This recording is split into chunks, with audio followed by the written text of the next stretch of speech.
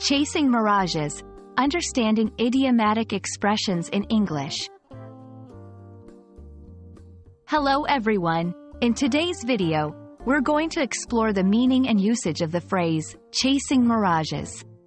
This idiom is a fantastic example of how English uses vivid imagery to convey complex ideas.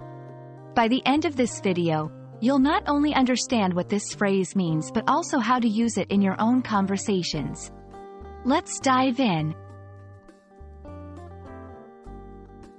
The phrase, chasing mirages, refers to pursuing something that is illusory or unattainable. It's like chasing after an optical illusion, like a mirage in a desert. A mirage is a natural phenomenon where it looks like there is water in the distance, but it's actually just a trick of the light.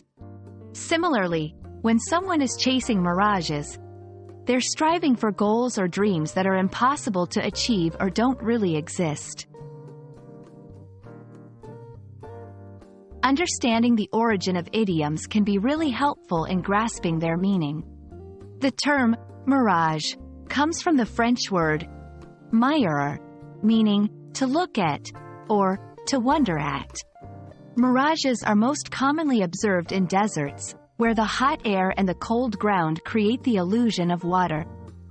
The phrase, chasing mirages, thus paints a picture of someone endlessly pursuing something as futile as water in a desert.